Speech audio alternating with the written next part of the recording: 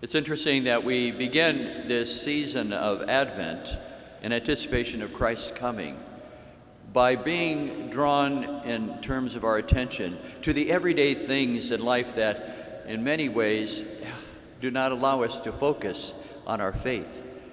It's so true, our lives can become so very hectic. The everyday grind of life can get to us to the point that we really find ourselves living on the surface. It reminds me of those verses from Jared Manley Hopkins' poem, The Grandeur of God. And this is how he puts it. Generations have trod, and all is seared with trade, bleared, smeared with toil, and wears man's smudge, and shares man's smell. The soil is bare now, nor can foot feel being shod. We become insensitive to the working of God because we have so many things that we have to do each day, the daily task.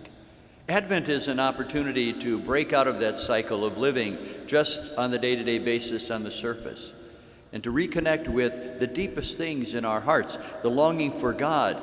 As St. Augustine said, our hearts are restless until they rest in you. And the Word of God today helps us understand how Advent can be an antidote to all of that.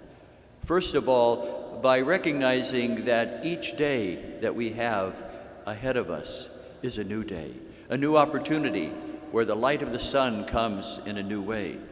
And it's an opportunity for us to live in the light rather than the darkness that we hear about in the second reading, to put aside those ways of dishonesty, of living on the surface and going into the light.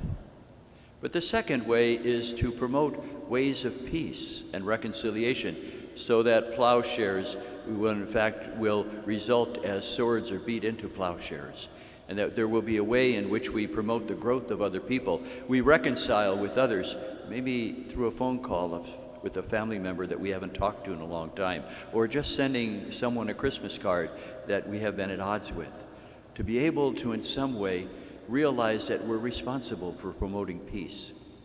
We can do this because of the grace that comes in this season.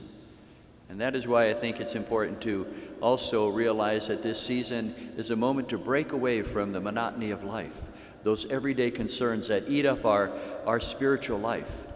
And the Lord promises that hope of being able to do that is present in this season of Advent.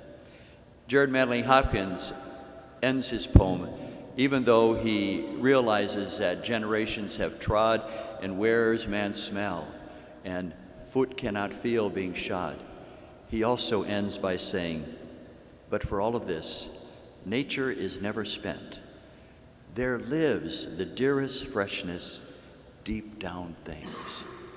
That is what we need to connect with this season, to put aside the everyday, take more time for prayer, maybe coming to Mass, looking for an opportunity to reach out to others, to build bonds of peace with them, and also ourselves to walk in the light.